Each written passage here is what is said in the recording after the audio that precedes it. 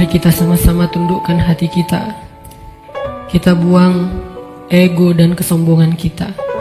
Coba kita sama-sama ingat-ingat kembali hari-hari yang pernah kita lalui dalam hidup. Hari-hari yang pernah kita isi dengan perbuatan dosa-dosa besar dalam hidup kita. Karena sungguh tak ada satupun manusia yang tidak pernah berbuat dosa. Semua kita adalah para pendosa. Semua kita adalah kotor. Semua kita adalah hina di hadapan Allah. Semua kita penuh dengan aib. Bahkan aib kita ada di sekujur tubuh kita. Sesungguhnya aib kita ada dari ujung rambut sampai ke ujung kaki kita. Semuanya ada bekas-bekas dosa di masa lalu yang kita kerjakan. Tidak mungkin ada orang yang tidak punya dosa di antara kita, sehingga dia merasa tidak perlu mengingat-ingat atau memuhasabahi dirinya. Tidak mungkin ada orang di antara kita yang suci sesuci Rasulullah SAW.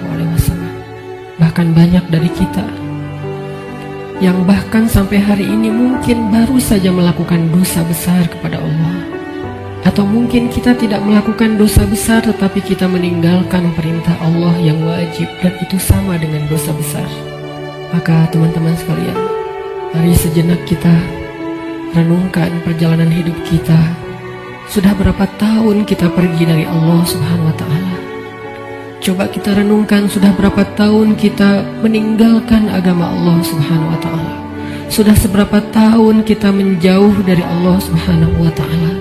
Sudah berapa tahun kita mengabaikan perintah dan larangan Allah Subhanahu wa Ta'ala? Sudah berapa tahun kita mengabaikan panggilan-panggilan azan untuk menghadap Allah Subhanahu wa Ta'ala?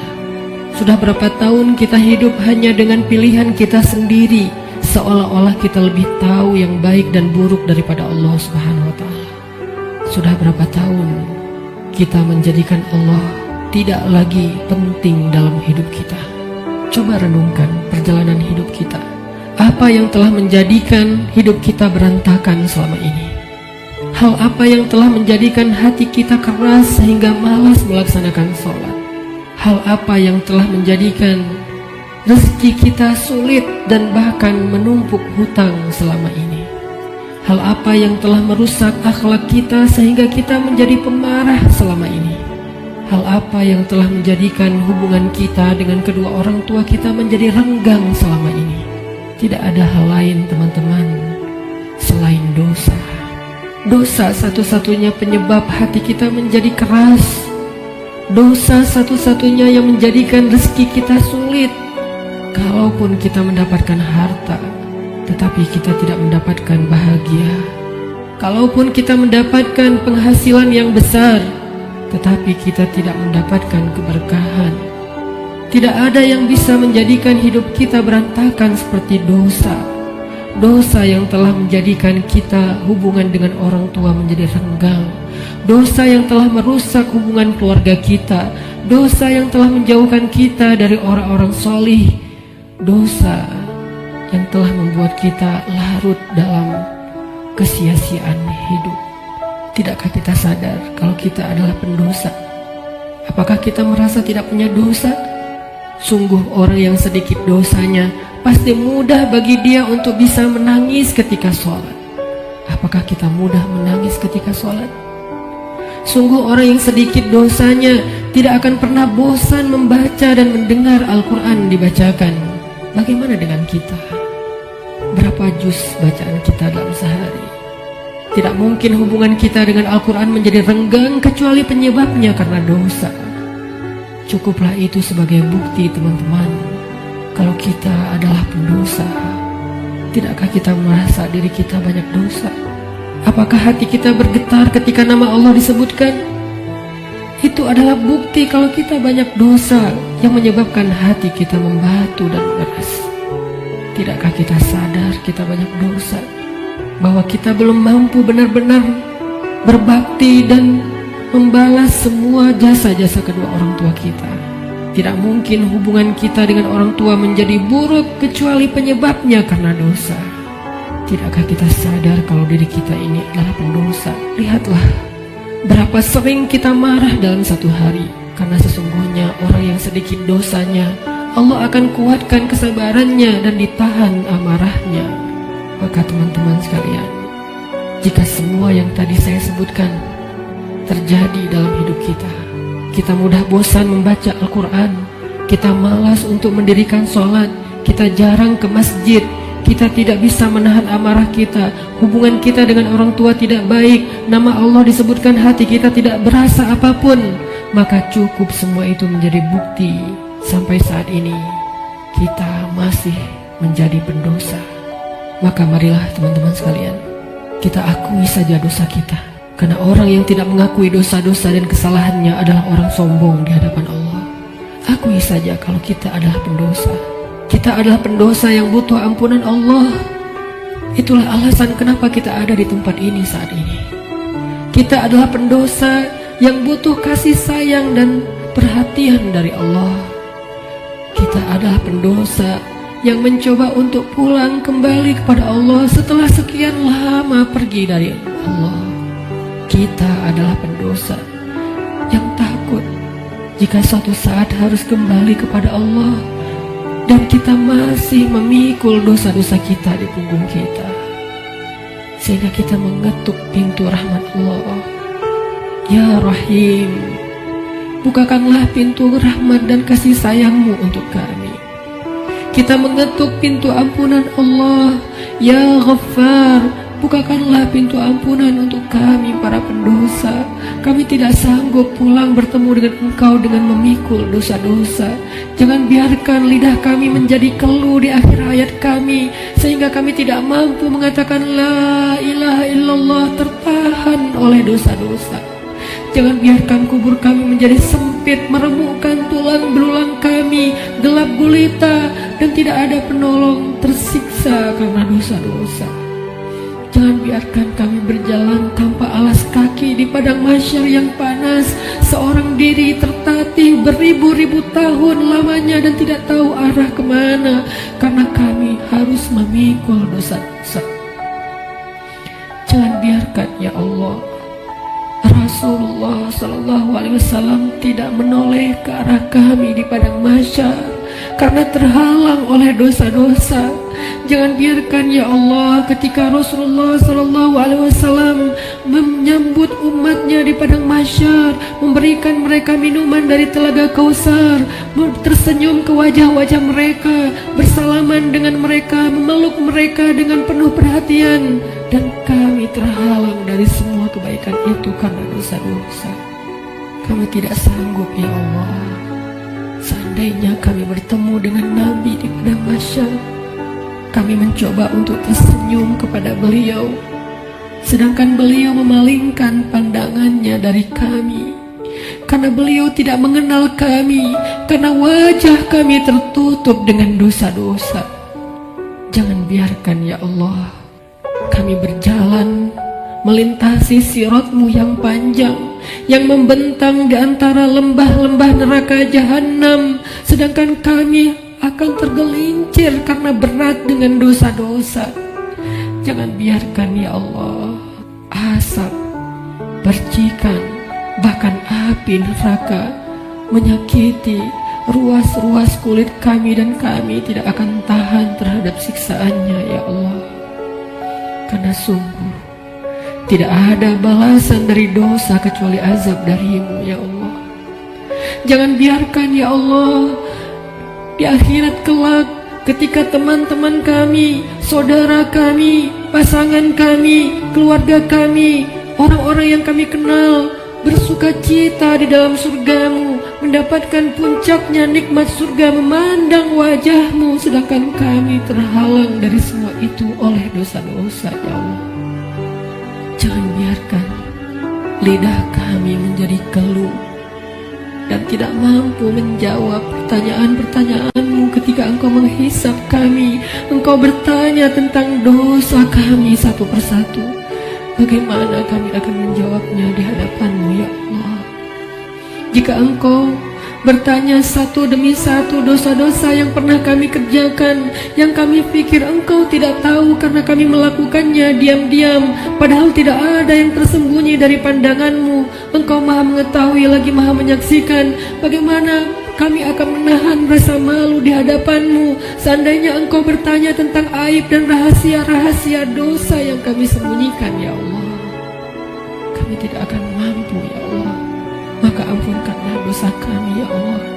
Dengan kasih sayang-Mu yang Engkau berikan di bulan Ramadan, dengan rahmat yang Engkau limpahkan di bulan Ramadan, dengan janji-janji maha benar yang Engkau telah tuliskan untuk kami di bulan Ramadan, bahwa siapapun yang beribadah di bulan Ramadan, barang siapa yang berpuasa di siang harinya, mendirikan sholat di malam harinya, Engkau akan mengampuni dosa-dosa mereka.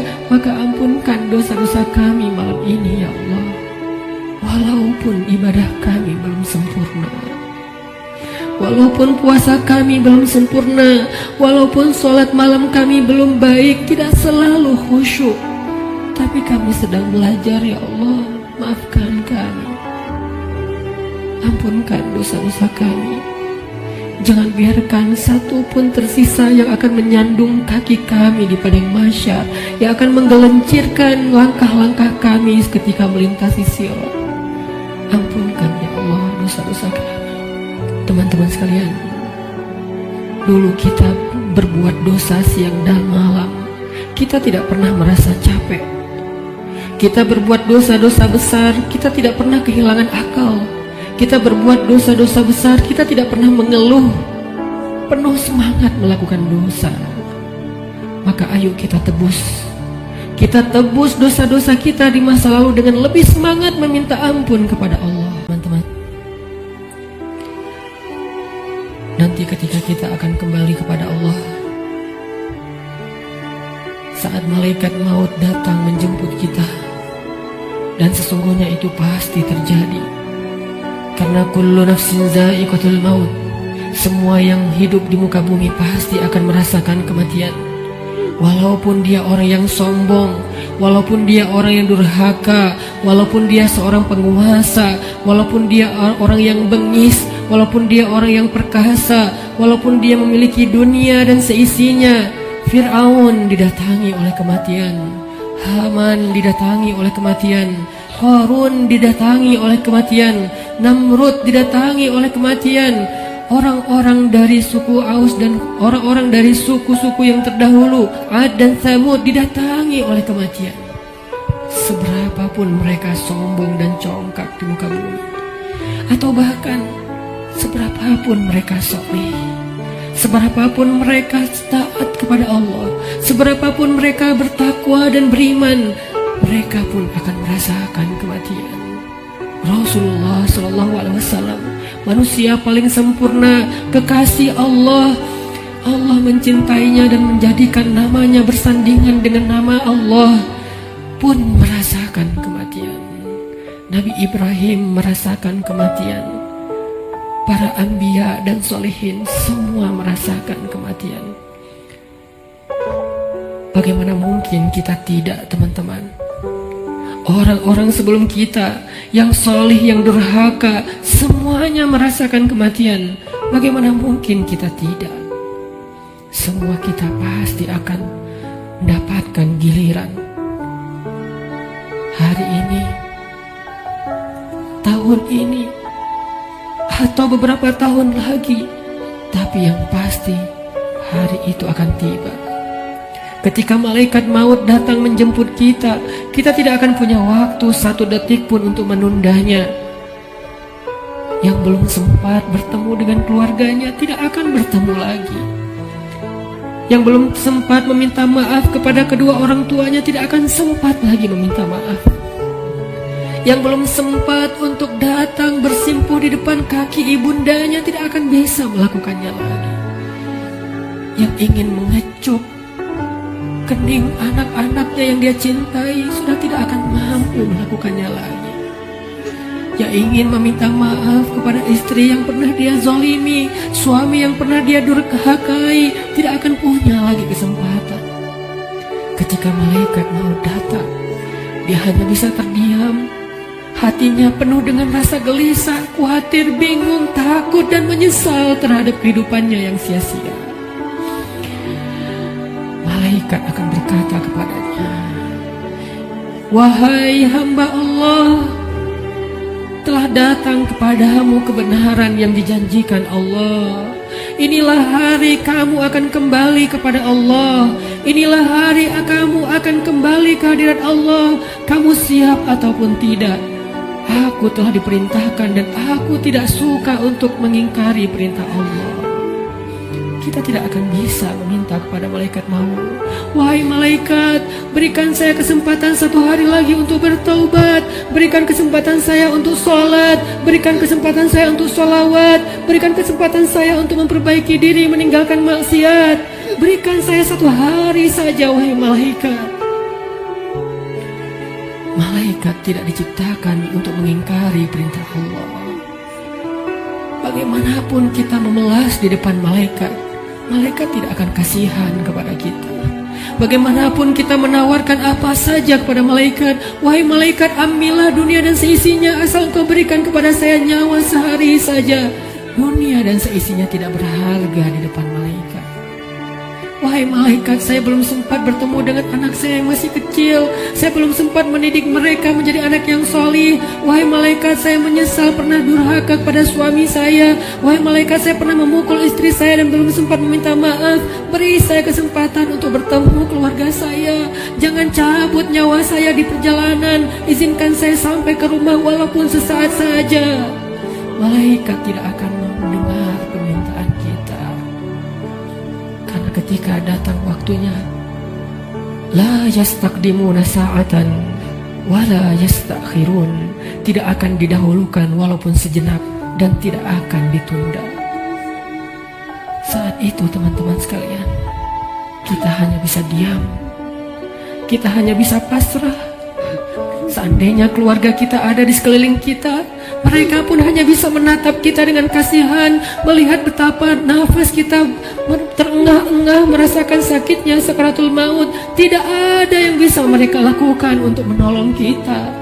Ibu, ayah, saudara, pasangan, anak, tak seorang pun bisa menolong kita pada hari itu, teman-teman.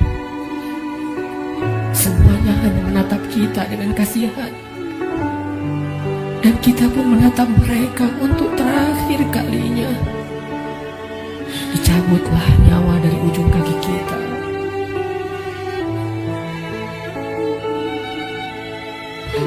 Dicabutlah nyawa sampai ke lutut kita. Rasa dingin menjalar dari ujung jari kita sampai ke lutut, disertai rasa sakit yang tidak bisa dibayangkan. Lalu menyesak sampai ke dada kita, seolah-olah kita berada di sebuah lubang yang sangat kecil, yang bahkan lebih kecil daripada lubang jarum, sehingga kita tidak punya ruang untuk bernafas. Tiba-tiba kita menjadi tersesak. Semua mata memandang kita hanya dengan kasih sayang, tapi tidak mampu menolong kita. Tiba-tiba kita tidak bisa bersuara. Tiba-tiba merasa haus, seolah-olah seandainya air lautan diberikan untuk kita, kita minum sampai habis, bahkan tidak bisa mengobati rasa haus yang luar biasa. Saat itulah kita akan bisa melihat semua dosa yang pernah kita kerjakan dalam hidup kita. Terlintas semua perbuatan-perbuatan maksiat yang pernah kita kerjakan diam-diam atau sembunyi-sembunyi. Semuanya tampil di depan mata kita, seolah-olah semuanya menjadi ancaman bagi kita. Ya Allah, saya ingin bertaubat. Tetapi kata malaikat, sudah terlambat. Tidak ada lagi kesempatan bagi kamu untuk bertaubat. Dicabutlah nyawa sampai ke ujung ubun-ubun kita. Inna lillahi wa inna ilaihi raji'un. Semuanya menjadi gelap. Kita sudah meninggalkan dunia. Sekarang perjalanannya, perjalanan abadi, dan kita sendiri. Sudah tidak ada siapapun yang bisa mendampingi, tidak seorang pun yang bisa menolong kita. Tangisan anak-anak kita, keluarga kita sama sekali tidak bisa menolong kita. Sekarang kita sendiri melakukan perjalanan yang sangat panjang dalam ketakutan, dalam kebingungan, dalam rasa yang tidak jelas karena dosa-dosa yang teramat banyak. Satu-satunya penolong kita pada saat itu hanyalah amal soleh kita.